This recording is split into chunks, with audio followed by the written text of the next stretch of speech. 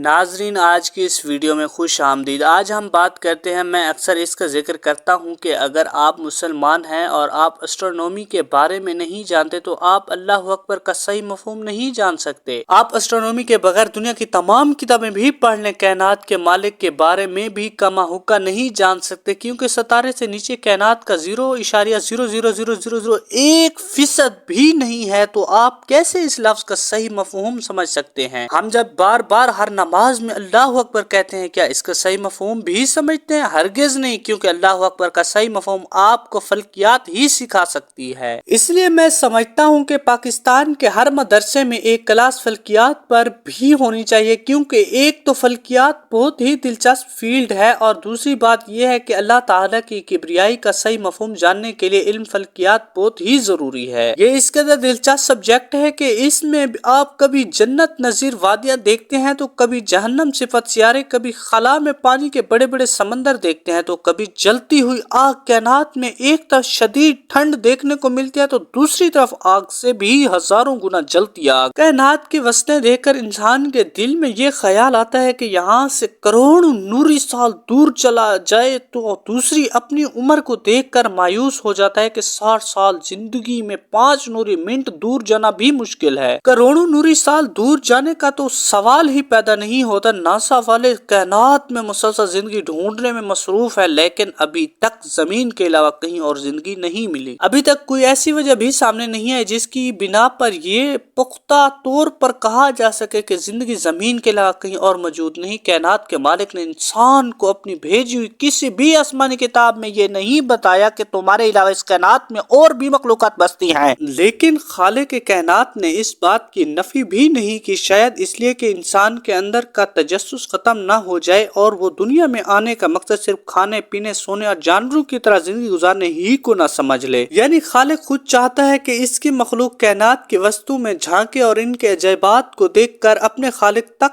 پہنچ سکے، اپنے بنانے والے کی کبریائی کو جانے، لفظ اللہ اکبر کی پہچان کریں۔ خالق کائنات کی شان و عظمت کس قدر بلند و بالا اور بڑی ہے، اس کو سمجھنا ممکن نہیں، لیکن اس کی نشانی کائنات میں پھیلی ہوئی ہیں۔ اگر دیکھا جائے تو حسین کائنات کی سب سے بڑی عجیب اور حیران کن تخلیق ستاروں، سیاروں اور بلیک ہولز وغیرہ کی تخلیق ہے۔ انسان جیسے جیسے اس تخلیق اور کائنات کو سمجھنے کے لیے آگے بڑھ رہا ہے، ویسے ویسے انسان پر یہ واضح ہو رہا ہے کہ جو کچھ اس نے دیکھا، سمجھا اور پرکھا ہے، وہ تو کائنات کا ایک چھوٹا سا جزو بھی نہیں۔ ایک وقت تھا کہ جب انسان سورج میں اپنے تصوراتی معبود کو ڈھونڈتا تھا اور سورج ہی کو زمین پر زندگی کی ضمانت قرار دیتا تھا، اور اسی نظریے کو بنیاد بنا کر سورج کی عبادت کی جاتی تھی۔ لیکن آج پوری انسانیت یہ جانتی ہے کہ سورج بھی کسی سسٹم کی پیروی کر رہا ہے۔ سورج بھی ہماری کہکشاں کے مرکز کے تابع ہے، اس میں ایک بلیک ہول کو فالو کر رہا ہے، اور معبود کس بھی چیز کا، کسی بھی سسٹم کا فالوور نہیں ہو سکتا۔ اس میں علامہ اقبال رحم اللہ فرماتے ہیں کہ نہ تو زمین کے لیے ہے نہ آسماں کے لیے، جہاں ہے تیرے لیے تو نہیں جہاں کے لیے۔ اس شعر میں اقبال نے انسان کا قرآنی تصور پیش کیا ہے، جو یہ ہے کہ یہ ساری کائنات اللہ نے انسان کے لیے پیدا کی ہے کہ وہ اس کی قوتوں کا مسخر کرے اور اپنے فائدے کے لیے استعمال کرے، جبکہ انسان کو اللہ نے اس لیے پیدا کیا ہے کہ وہ اس کی اطاعت کرے۔ ناظرین، اس طرح کی اور ویڈیو دیکھنے کے لیے ہمارے چینل کو سبسکرائب کریں، ویڈیو کو لائک کریں اور بیل آئیکن کا بٹن دبائیں تاکہ اس طرح کی اور ویڈیو آپ تک بآسانی پہنچ سکے۔ اگلی ویڈیو میں ملتے ہیں، تب تک کے لیے اللہ حافظ۔